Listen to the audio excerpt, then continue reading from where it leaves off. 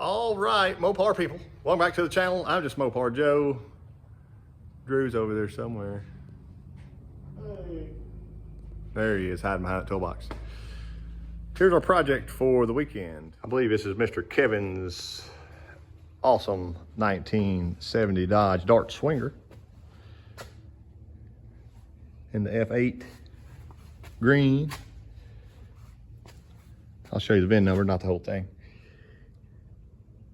H code LM23.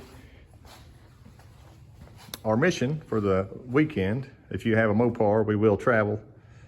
Get the side glasses in this thing.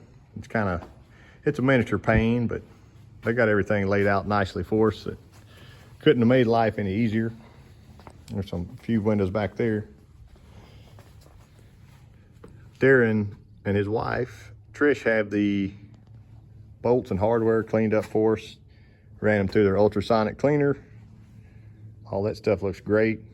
We won't use all that, obviously, but while they're cleaning, it's all looking good. And here's all the tracks, the regulators, the rubbers, or most of the rubbers, and a factory service manual to make life even easier. But we'll get it knocked out here before you know it. So what Drew is doing, and we need to do it on all these doors. I believe this car was sandblasted at some point, and there's just little remnants of stuff, dust, whatever. If we don't get it out now, it may never get out of there. So I could probably get a blowgun too, kind of see some of it. Want as much of that out as we can get. Make for a nicer job, you know. I think the current plan is just start in the back and work our way forward, do the quarter glasses, rubbers and stuff. Darren's coming back with some fine steel wool, and he's got a buffing pad. We're gonna buff that chrome trim stuff that goes, be a piece that goes here on both glasses. And then for our front vent windows, that piece will come up.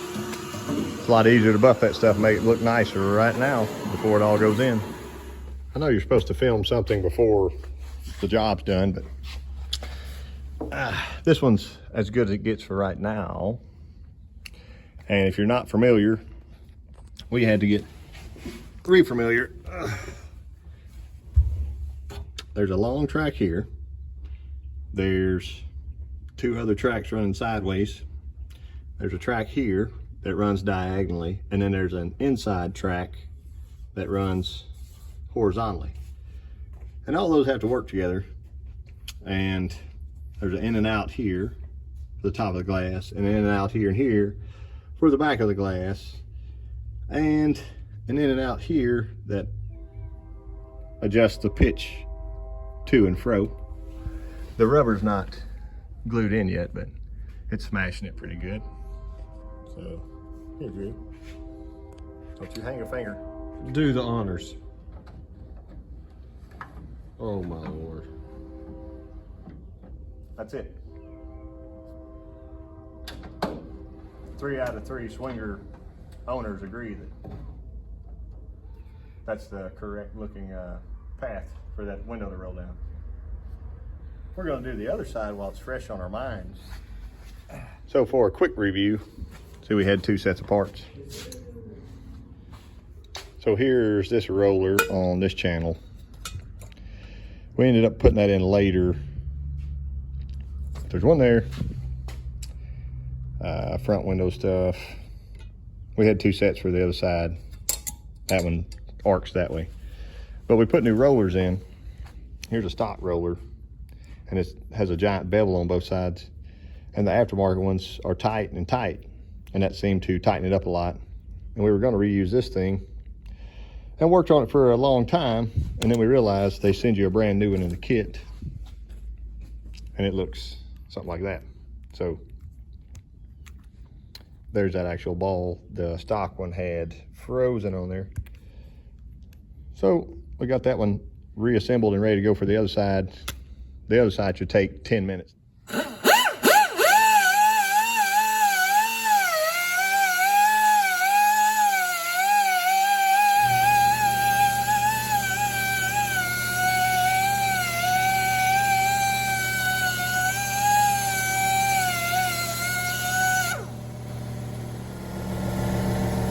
the half that I did. Takes a lot of that haziness and nastiness out of the trim. Some of the fine scratches, I think. Now I can do the rest. This is a quarter glass felt. And it's extra fat compared to the window. The last one took me 10 minutes to do. I think I started it, rolled that under there first. Let me flip it over. Uh-oh, the whole thing disappeared. I didn't do it on the table last time. That's the difference.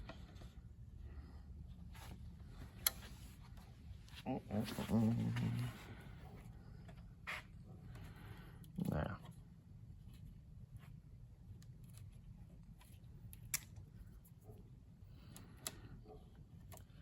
You got a pre-bone, and then after you get enough of that in, you can come back and do the post-bone. Look at that. Uh-oh, pull it up. That's it. Start it all the way down. Come back, push, push and pull.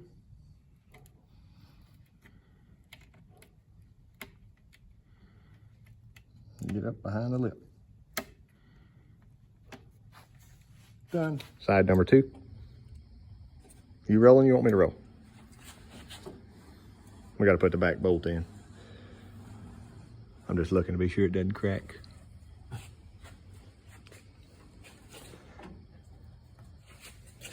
Let's sit down and look at that light's a pain. We're gonna need to go that way, but it may have just did that when I moved it. I think I can get my bolt in the back.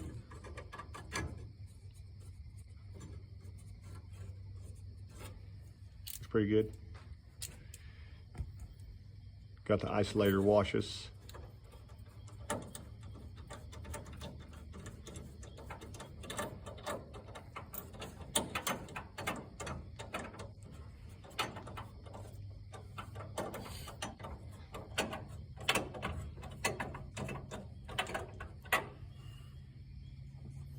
See our new rollers in there.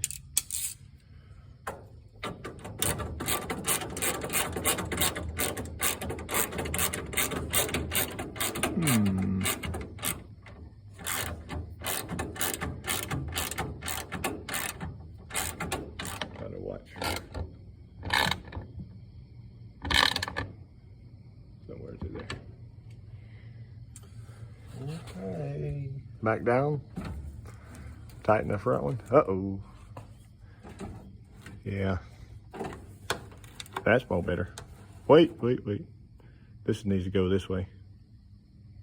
Inward. Needs to go in? Yeah.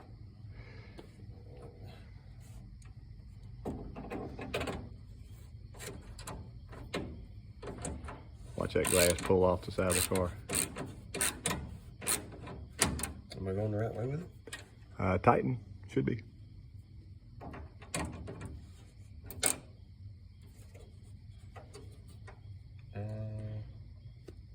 Well, you may just need to tighten a big nut now and pull that. A lot of movement there, or adjustment there. Let me see if I can get it on down so I can get that other bolt. Finish tightening before Yeah. we start adjusting. Yeah. There he is down there. Going up for test 20.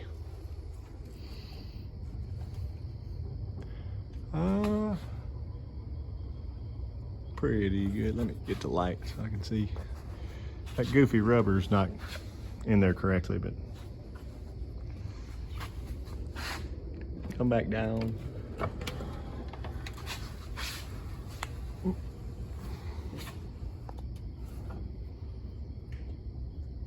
That one might be pretty close. How is it left to right in the rubber right there?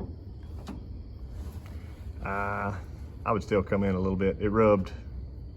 It needs to come this way. Yeah, and I know it doesn't have a felt on it right now, but it's like a 1/16 from touching the outer edge. If we could at least get it centered, it should. And in the rear, it's a 1/4 inch or more.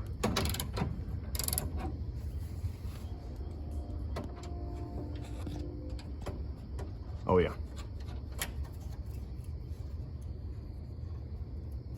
Better? Better.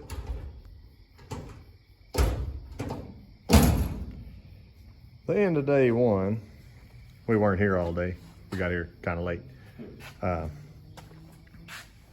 This rubber's hanging out. We're gonna play with that tomorrow.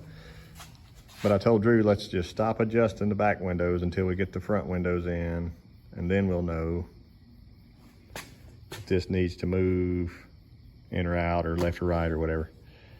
I would rather have a better seal here than worry about this as much, because that's just a window sweep. Until tomorrow. Here's day two. Drew's over there. Here's this door glass piece. I'm polishing this before we put it back on because it's so hazy and scratched. Got a few pits in it. I can't get the pits out right now. I think we're going to improve it. 1 second. Here's the side I didn't do. Here's the side I did. I don't know if you can see a drastic difference in the picture or not, but that one's pretty nasty looking. And it won't just wipe off. Maybe some 2500 sandpaper and then polish, but I don't have that today, so we're gonna roll with this. It'll look a lot better anyway. Doing every edge and every corner. Door one is almost done. We haven't tried to shut it yet, but looks pretty good on here. Got to wipe off the trim again and the glasses, but it's getting closer. We're deciding on the to and fro of the top of the door. Hoping for greatness when it goes closed. It's also kind of fun that we don't have, I mean, there's no front fender, so we don't know what the fender gap looks like, and it does have a fender or a gap in the rear to the quarter at least, so hopefully it's all good. Trial number one, take one. Oh. This rubber still. Rubber and a bolt.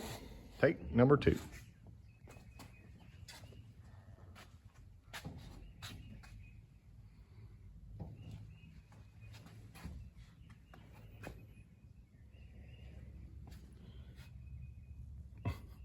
Pretty close. We might need to do the lean in and out. See how it strikes the rubber there and how it rolls up and down.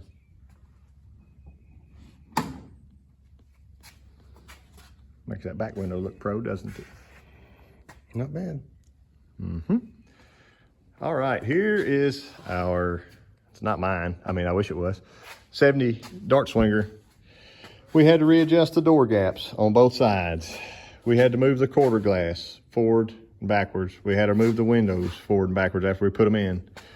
I went around and polished every piece of chrome trim that goes around, surround that vent window.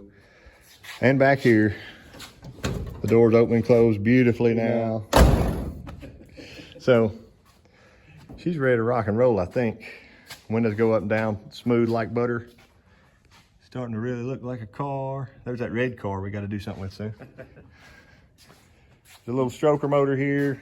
Darren's got that on his channel. If y'all haven't checked that out already, you should. And I think Kevin's gonna be excited about it. I know he is.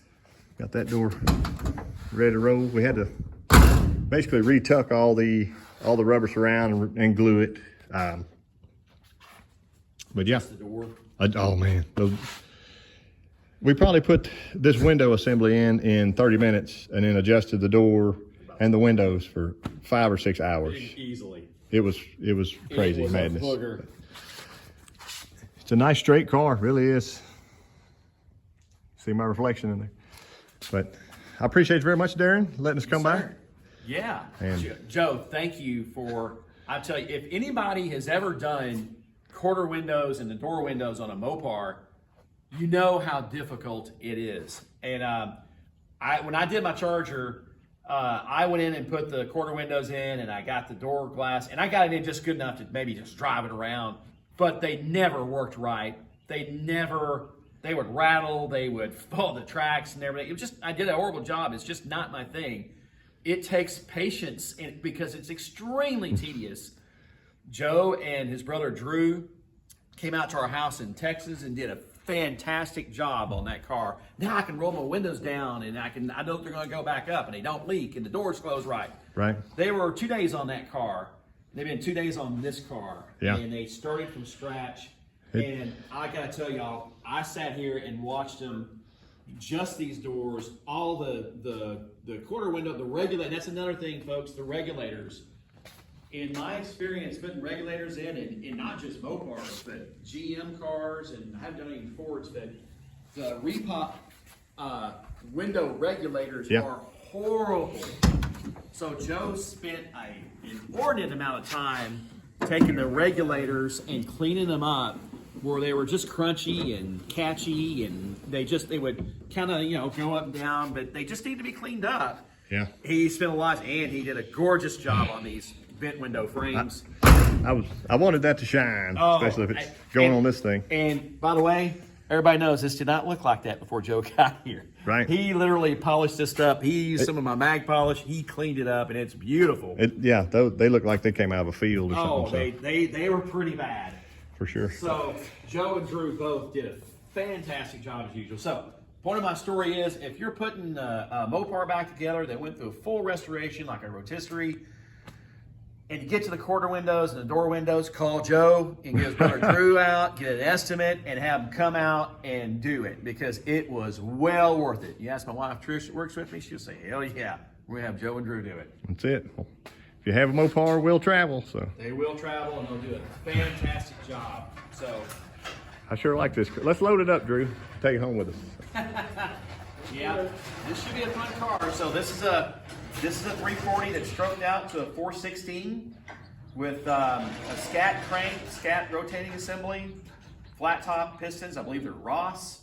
They're J heads that have had a bowl port by Wells Racing in Duncanville, Texas, with the 202 valves, and it has a Hughes flat tappet cam. 232 at 50 on the intake and 236 at 50 on the exhaust, with, I believe, 545 lift. Might not have been 550, but it was more than 530. Yeah. But the valve springs were set up for the cam by Wells Racing. So it sounds healthy on the engine stand. We broke it in. It'll be really healthy behind the 4-speed and the 355s. Awesome. Thank you very much, Darren. You bet, buddy. All right, we're out.